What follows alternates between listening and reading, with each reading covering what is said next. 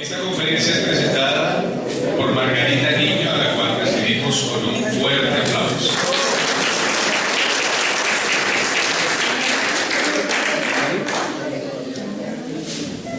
Me encanta estar aquí, les agradezco de antemano la paciencia. Yo soy solamente una vieja maestra, enseñé matemáticas durante 55 años y tal vez por eso de la matemática tiene que ver en la elección del tema, pero también buscando un poco unas luces para nuestro mundo tan lleno de tristezas, tan lleno de sufrimientos. ¿Cuáles sufrimientos? En particular en países como el nuestro, el tema de la supervivencia está ligado absolutamente o casi totalmente al tema de las finanzas familiares. De la gran mayoría, quienes tristemente, en lugar de encontrar alegría en la fe de saberse hijos de Dios, culpan al mismo Dios por las injusticias de que se sienten objeto por las grandes desigualdades. La vida humana de Jesús ilumina este lugar común de la vida de la gran mayoría de los humanos y nos muestra cómo el propio Hijo de Dios, el Creador de nuestro universo, cuando se hizo Hijo del Hombre, se vio inmerso en las mismas situaciones y penurias que tantos de nosotros sufrimos, y cómo las fue superando día a día, sin llegar nunca al éxito financiero total que forma parte del sueño humano de felicidad completa. Jesús, como jefe de una familia numerosa a partir de la muerte de su padre José, es una fuente de inspiración para todo padre agobiado por la amenaza de la pobreza. Muchas veces yo me pregunto, tenemos el tesoro del libro de Urantia, pero ¿quiénes se lo tenemos realmente? Los que sabemos leer. Y saber leer no es saber descifrar de memoria los fonemas a partir de los escritos, de las letras. Saber leer es meterse dentro de la lectura. Y esta multitud inmensa de hermanos, de hijos de Dios también, no saben leer. Para ellos el libro de Urantia no existe. ¿Qué existe? Existimos nosotros. Y nosotros podemos no hablarles del libro de Urantia, sino hablarles de Jesús y de cómo vivió una vida en donde también las pasó duras. Y a pesar de todo, no dejó de luchar. No dijo, esta es la voluntad del Padre, que pasemos hambre. Nada de eso. Ni una sola vez, ni una, en torno al tema de la pobreza se mencionó Jesús para nada al Padre. Ese era el tema del hombre y lo vivió de a de veras. Bueno, esa es una expresión muy mexicana, pero es que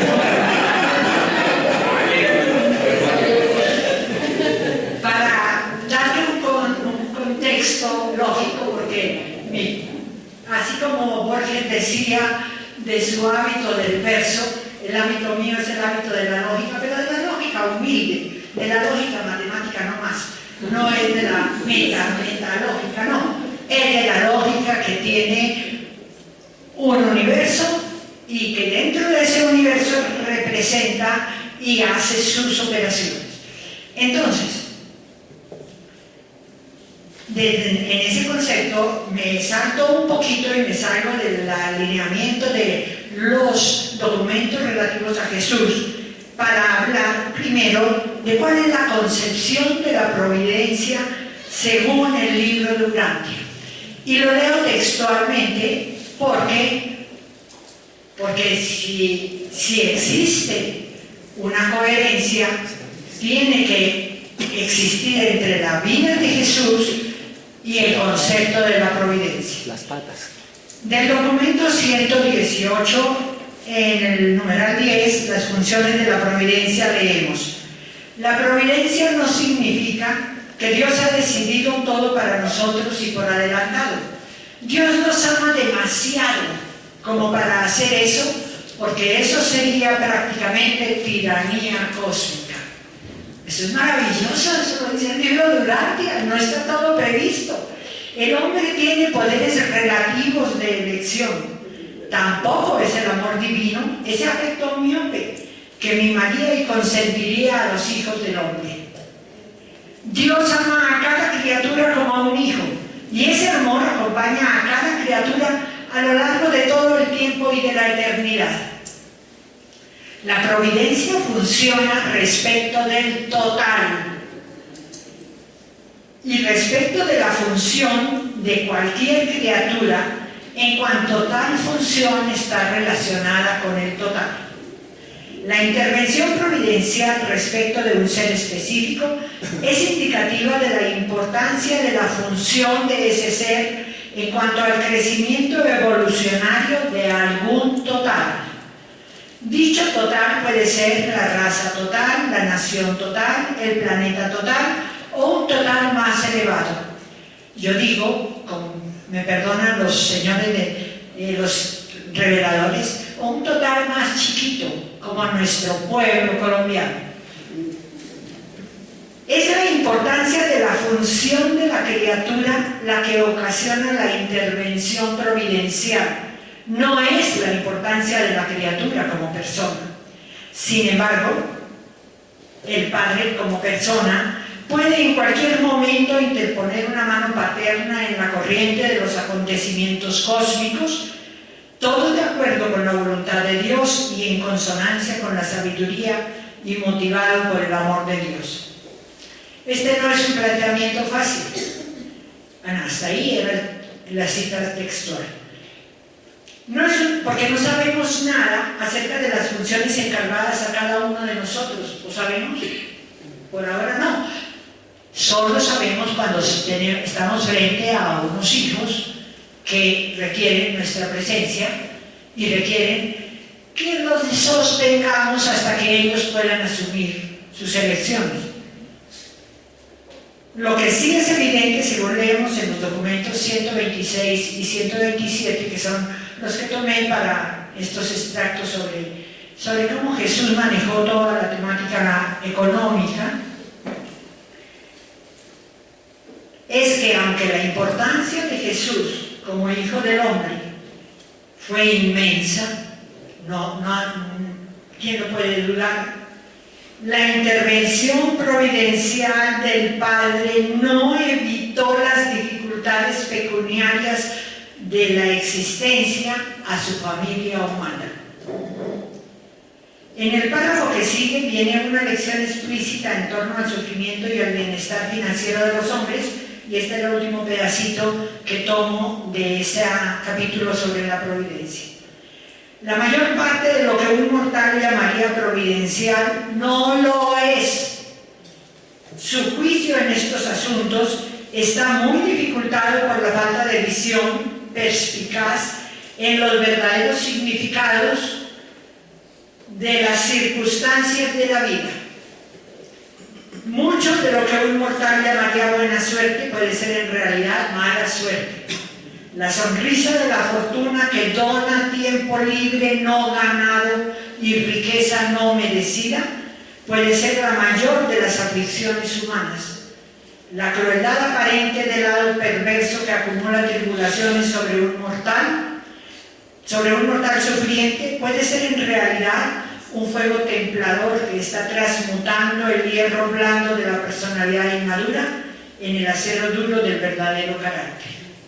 Bien, ese era el documento 118, no se les olvide revisarlo porque me parece a mí que nos ayuda mucho a mirar este mundo con una propiedad. Aquí somos nosotros los que estamos decidiendo lo que va a suceder. La mayor parte, situación financiera, paso ya al tema de Jesús, de la familia de Jesús. Y me perdonan que les voy a leer porque el libro lo dice todo, mis aportaciones son pequeñas. En el preciso momento en que el futuro parecía sonreírles, la familia estaba bien, tenía propiedades, José tenía buenos contratos y por el momento Jesús ya estaba adolescente y los otros niños iban creciendo sanitos. Lleno de buenas perspectivas, una mano al parecer cruel había derribado al jefe de esta familia de Nazaret, desgarrando el corazón de este hogar. Los planes para Jesús y para su educación futura quedaron destruidos. Este joven carpintero, él no tenía muchas ilusiones de esa formación futura, ya sabemos de eso de antes, él no quería ir a estudiar con los rabinos, y yo le doy toda la razón. Este joven carpintero que acababa de cumplir 14 años, despertó a una cruel realidad. No solo tendría que cumplir con el mandato de su Padre Celestial, o sea, revelar la naturaleza divina en la tierra y en la carne, sino que en su joven naturaleza debería asumir también la responsabilidad de su madre viuda, de 7 hermanos y hermanas y de la que aún no había nacido. Esto está en el documento 126, en la página 1388. Jesús evita entrar en confrontación con Herodes, pero no lo disculpa. Al contrario, asume frente a él una posición personal de desconfianza que ocasionalmente expresa verbalmente. Jesús fue un hombre, de veras fue un hombre.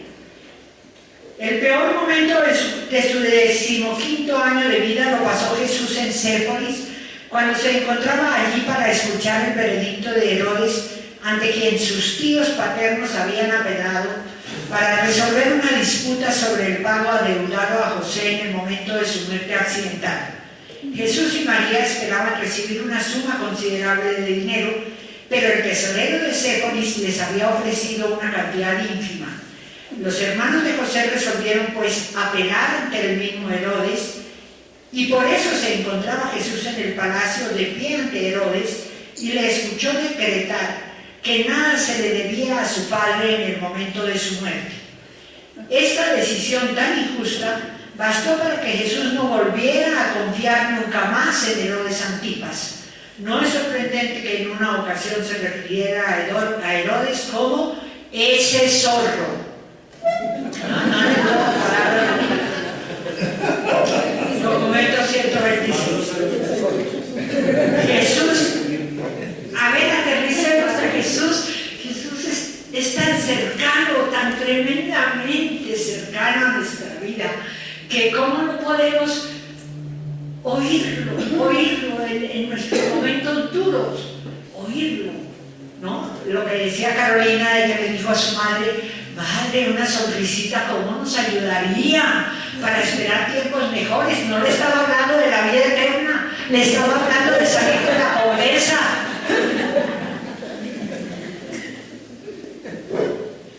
Para cumplir con sus responsabilidades, Jesús abandona actividades que le agradaban mucho y se concentra en la carpintería. A ver, leámoslo porque es que el libro dice mejor que yo las cosas.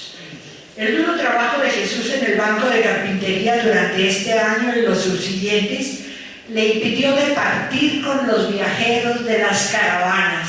Era sociable, quería saber cómo vive la gente, qué noticias traen, qué se hace en otras partes, porque ya un tío suyo se había hecho cargo de la tienda de provisiones de la familia y Jesús luego tenía una tienda. Y Jesús trabajaba en el taller de la casa para poder estar cerca de su familia y ayudar a María en cuanto a los niños. Por aquel entonces empezó a enviar a Santiago a la parada de las caravanas, donde alimentaban a los camellos para obtener noticias sobre los acontecimientos. Bueno, no, donde alimentaban a los camellos, pero lo enviaba era para obtener noticias sobre los acontecimientos mundiales. De este modo, Jesús intentaba mantenerse al día. Eso es importante, ¿no? Saber que mantenerse al día fue una cosa que hizo Jesús. Y que no es, no, a mí no me importa lo que pase en el mundo, yo tengo rezando y rezando. Hay que mantenerse al día. Si usted quiere parecerse en eso, no hace ningún mal. La exigencia del trabajo duro le ayudó a Jesús a evitar caer en divagaciones pseudoespirituales. Estas son palabras mías. Según se adentraba en la madurez, esto es Urantia, hubo de pasar por los conflictos y confusiones típicos de todo joven promedio en todas las eras humanas anteriores y subsecuentes. Y la dura disciplina inherente a la obligación de mantener a su familia fue una salvaguarda segura. Pero miren, ¿para quién? Para el Hijo de Dios, pero era el Hijo del Hombre. Fue una salvaguarda segura que le impidió caer en prácticas de meditación ociosa o en complacer tendencias místicas. Yo mejor no hablo, porque que hable grande. La meditación puede ser ociosa y nuestro misticismo puede estar aliado por allá con los sueños o con un poco de chifladura. No tener nada que ver con caminar hacia el Padre. Jesús no abandonó en las manos del Padre el cuidado de su economía familiar, sino que asumió como hombre responsable las circunstancias de su vida. Este fue el año en el que Jesús arrendó una parcela considerable de terreno justo al norte de la casa para que la familia tuviera su huerto. Primero arrendó, luego subdividió el terreno para que cada uno de los hermanos mayores tuviera su propia parcela y compitieran entre sí al dedicarse con entusiasmo a las faenas agrícolas. Esto es Urantia, ¿no? Esto no lo estoy inventando. Durante la temporada de cultivo de las legumbres, Jesús, el hermano mayor, pasaba algún tiempo con ellos todos los días en el huerto. Al trabajar con sus hermanos menores en el huerto, Jesús muchas veces abrigó el deseo de vivir con su familia en el campo, en una granja, para disfrutar de la libertad de una vida sin trabas.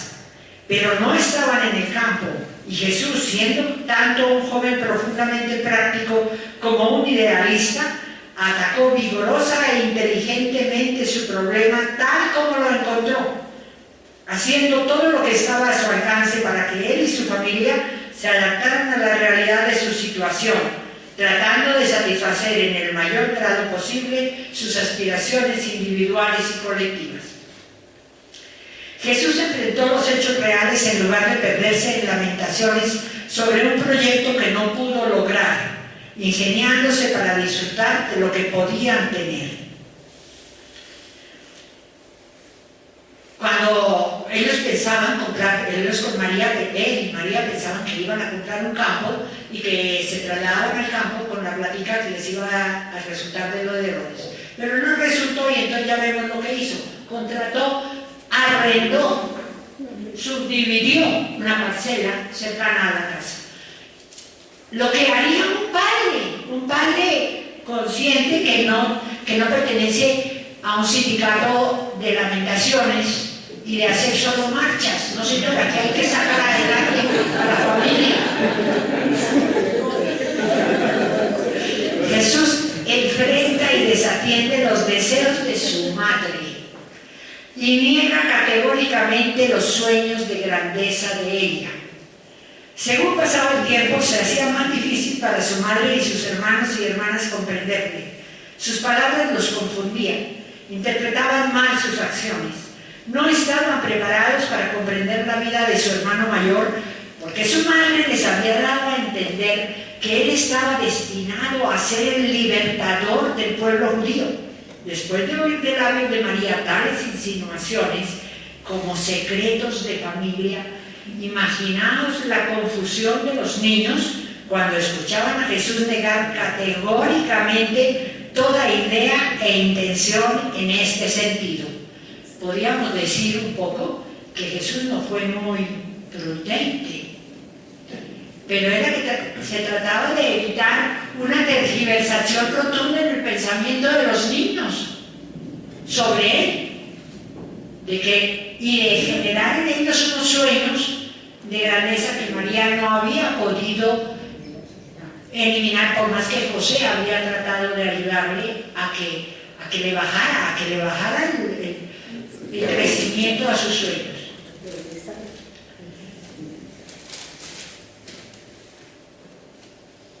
Jesús se niega rotundamente a participar en la política de liberación de Israel y del yugo romano. Estos son unos párrafos un poco complicados. Por esa época había bastante agitación, especialmente en Jerusalén y en Judea, en favor de una rebelión contra el pago de los impuestos a Roma. Todos conocemos de hace mucho tiempo, o bueno, muchos, el Evangelio. Nunca Jesús se expresó en contra de los impuestos. Bueno, llegaron a Galilea y en Galilea supieron de Jesús, que ejercía una gran influencia sobre todos los jóvenes, y entonces él los escuchó atentamente y les hizo muchas preguntas, pero rehusó incorporarse al partido. Se negó a explicar en detalle los motivos de esta decisión y su actitud influyó sobre muchos de sus jóvenes amigos nazarenos que tampoco se afiliaron. Ahí hay algo importante. Jesús no les dijo: miren, yo no me uno a ese partido porque yo tengo una misión más importante. No. En eso, esa es la prudencia. Cuando fue con sus hermanitos, era muy importante impedir que se forjaran en los niños unos sueños falsos, aunque María eran los sueños de María y ella creía en ellos de todo corazón. Pero aquí, frente a la gente, no se puso ni a negar la importancia o no importancia del partido, sino que simplemente se negó a participar. María hizo todo lo que pudo para influenciarlo. Un tío de él ya pertenecía al partido, pero entre toda esa gente, solo él, que había sido su maestro de la sinagoga, estuvo de acuerdo con él y le ayudó a salir del paso. Y por esa única vez en su vida, lo dice en algún momento, pero es que si lo leo todo se nos acaba el tiempo, entonces usó las estrategias políticas, las razones políticas, buscar una razón que sea una razón para ellos. Nosotros hacemos un poco eso, solo que ahora me consuelo. Yo siempre pensaba que eso era trampita. Entonces, cuando tenía algo, yo decía: no, es que ahí me van a pagar más. Y era por alguna otra razón más superior que esa, pero que yo sé que si yo digo me van a pagar más, todo el mundo acepta que yo me vaya. Pero si no es que me van a pagar más, sino que yo quiero vivir una vida un poquito más aventurera, entonces eso los va a escandalizar. Bien, por alguna razón me sentí consolada con eso, porque Jesús utilizó palabras que convencieron al otro, a los que estaban ahí. Porque hubo un judío rico que le ofreció sostener a su familia con tal de que se pusiera al frente del liderazgo político. Y él le dijo: no, es que sostener la familia no es solo cuestión de dinero, es cuestión de estar cerca del crecimiento de los niños y de influir en ellos. Utilizó el argumento del cuidado de su familia para evitar una decepción más aguda y se negó categóricamente a participar en el movimiento político, a sabiendas de que esta actitud le haría perder la confianza y la amistad de muchos. Y esa actitud terminó por generar una crisis tremenda entre la juventud nazarena, que finalmente, o que aceleró tal vez, la salida de Jesús de Nazaret. En cuanto pudo entregarle a Santiago la parte de la administración del hogar, él se retiró de Nazaret, se fue a Capernaum, según pero entre ese momento y esa salida de Jesús de su casa, pasaron 4 años de un avance de la pobreza en el hogar sumamente grande. Fueron 4 años tremendos. En el curso de este año, el año 18 de Jesús, se liquidó toda la propiedad de la familia excepto la casa y el huerto. Se vendió la última propiedad en Capernaum, excepto la plusvalía en otra que ya estaba hipotecada. Las ganancias se usaron para pagar impuestos, comprar herramientas nuevas para Santiago y hacer un pago sobre la antigua tienda de reparación y abastos de la familia cerca de la parada de las caravanas. Tienda que Jesús había decidido comprar nuevamente, puesto que Santiago ya tenía suficiente edad como para trabajar en el taller que estaba en la casa y ayudar a María en el hogar. En diciembre de ese año, el pequeño Amós se murió. Murió por una fiebre alta. Dice aquí: durante los últimos 4 años el nivel de vida de la familia declinó constantemente año tras año. Se sentían los embates de una pobreza cada vez mayor. Hacia fines de este año se enfrentaron con una de las experiencias más difíciles. Santiago todavía ganaba muy poco y los gastos de un funeral, sumados a todos los demás, los dejaron casi en la bancarrota.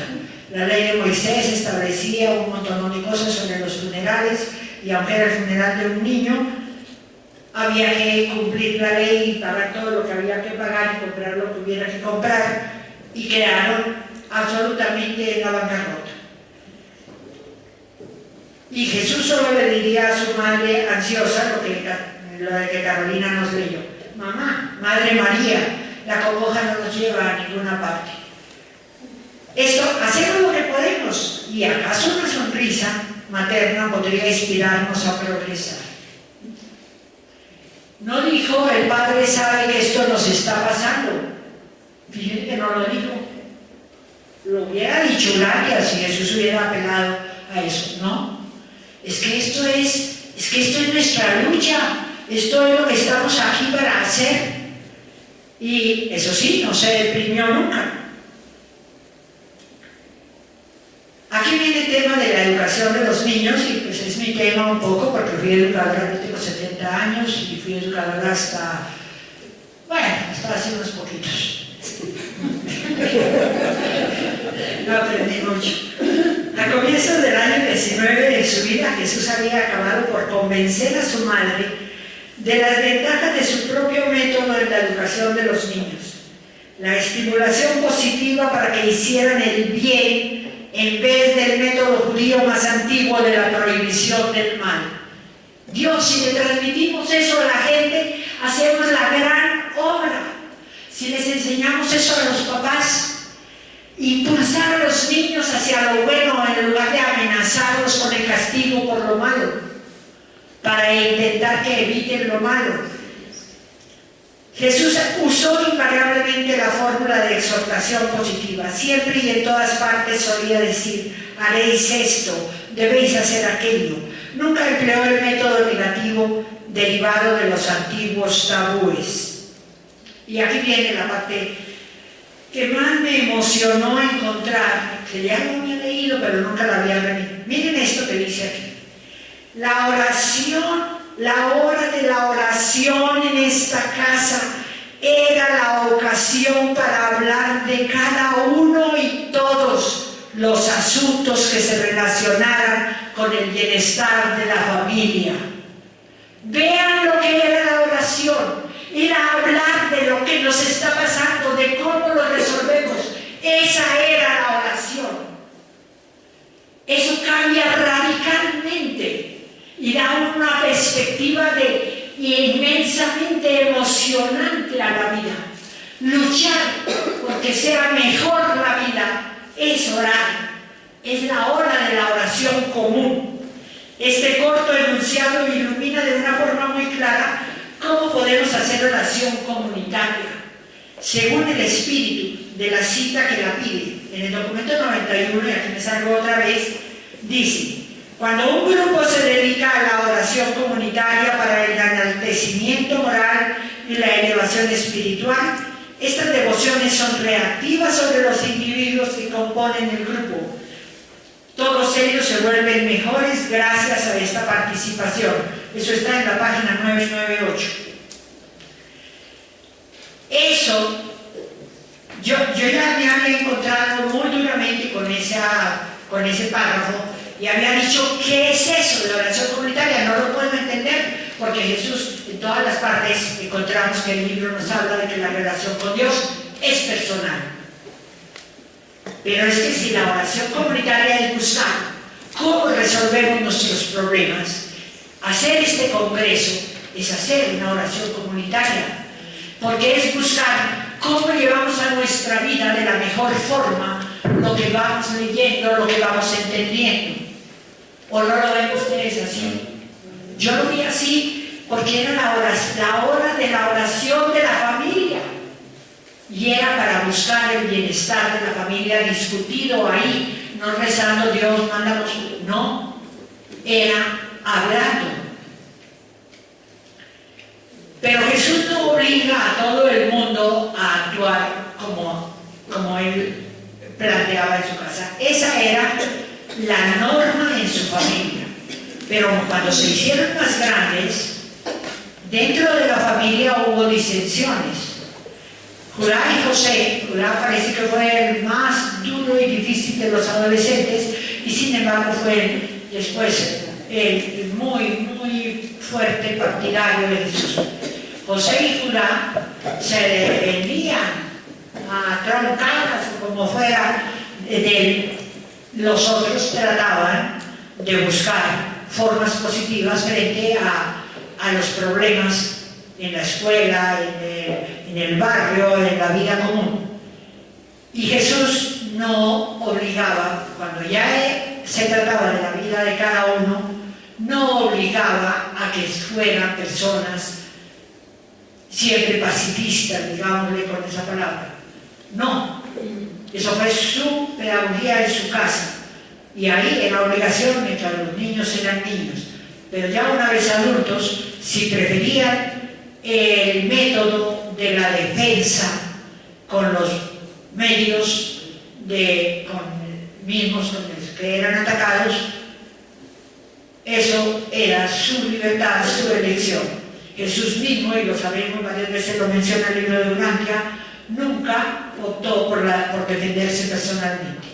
Eso fue así. Jesús dejó en manos de Santiago el encargo de administrar el hogar. Lo de la oración, les cuento eso porque me pareció muy importante. Está en la página, ya les dije, 998. Dice, en el año, este es el año 18 de la vida de Jesús, comenzó Judá la escuela y Jesús tuvo que vender su arpa para afrontar el gasto. Así desapareció el último de sus placeres recreativos. Amaba tocar el arpa cuando tenía la mente cansada y el cuerpo fatigado, pero se consoló pensando que por lo menos el arpa no había caído en manos del cobrador de impuestos. No se consoló pensando que ese sacrificio le agradaba al Padre, no. Es que ese es un cambio radical en la concepción de la oración y del sacrificio. Él se consoló pensando que alguien que amaba también el arpa iba a disfrutarla, y no que el cobrador de impuestos la iba a vender al mejor postor y se volvería un objeto solamente de cambio. Son detalles, ¿no creen que son detalles muy buenos, muy lindos? Jesús se había separado total y definitivamente de la administración de los asuntos domésticos de toda la familia nazarena y de la participación inmediata en guiar a cada uno de sus miembros, hasta el día de su bautismo, pero hasta el día de su bautismo siguió contribuyendo a las finanzas de la familia. Entonces fue cuando se fue a trabajar con Zebedeo, a hacer barcas con él, y se fue con un contrato, no como los contratos nuestros, pero con una relación. Zebedeo era el patrón, Jesús era el empleado, y Zebedeo le debía pagar. Y él le mandaba mes por mes plata a sus hermanos, a su mamá, para colaborar en el sostenimiento de la familia. Aparecieron, pero los sueños de Jesús de conocer el mundo eran iguales, perdónenme, a los míos. Siempre soñé con conocer el mundo. Andaba por todos lados soñando cómo se caminará por Canadá, cómo se caminará por Suiza, cómo se caminará por la Patagonia, cómo será que vive la gente en Bali. Allá no he ido. Y Jesús quería ver cómo vivía la gente. Qué bonito eso, qué lindo. Era uno de nosotros, de verdad, de verdad. Era uno de nosotros. Y entonces, antes de irse de viaje, le dijo a Zebedeo, le contó del viaje, pero no le contó a la madre, no le contó a los hermanos. ¿Cómo interpretamos eso? Pues no la quería hacer sufrir, pero en el transcurso del tiempo, porque vivió 2 años por fuera, ella llegó a creer que él se había muerto. Pero le contó a Zebedeo, y a Juan le dijo que le dejaba la parte del dinero que su padre no le había pagado porque no se lo había pedido, para que mensualmente siguiera atendiendo a su mamá. Y cuando el hombre que lo contrató, Jesús le dijo, bueno, yo voy con usted, claro que sí, pero yo tengo que responder también por mi familia, que puede pasar necesidad. Entonces él le adelantó la mitad de lo que Jesús cobraba por la guía que le estaba pidiendo. Más humano, y él se la adelantó y él se la dio a Juan. ¿Para qué? Para que con ella ayudar, es decir, para fortalecer las finanzas de su madre y sus hermanos, para evitar que fueran a pasar trabajo. Hasta el final, Jesús estuvo pendiente de ellos. En la cruz, a ver, en las palabras en la última cena, en las palabras de despedida a Juan Zebedeo, Jesús le dijo, además te has ocupado por mí de muchos asuntos relativos a mi familia terrenal y debes continuar haciéndolo. Yo voy al Padre, Juan, con la confianza plena de que tú continuarás cuidando de los que son míos en la carne. No es que yo ya me voy al Padre y me vale nada lo que quede pasando aquí. No. En el relato de la crucifixión leemos, Juan estuvo junto a María, la madre de Jesús, confortándola. Al mirar la escena, Jesús dijo a su madre, mujer, he ahí a tu hijo. Hablando a Juan le dijo, hijo mío, he ahí a tu madre. Luego se dirigió a ambos diciendo, deseo que os vayáis de este lugar. Él no quería que María estuviera al pie de la cruz y no lo estuvo. Todo lo demás son fantasías piadosas generadas en torno. Ahora voy a leer finalmente el consejo del libro de Urantia a los lectores en torno a la comprensión del propósito de vida de Jesús, porque no es tan sencillo. Los hechos de la vida de Jesús no son tan evidentemente piadosos todos. Miren lo que dice el libro de Urantia. En todos nuestros esfuerzos para descifrar el propósito de la vida de Jesús en Urantia, debéis recordar la motivación del auto-otorgamiento de Micael. Si queréis comprender el significado de muchas de sus acciones aparentemente extrañas, debéis discernir el propósito de su estadía en vuestro mundo.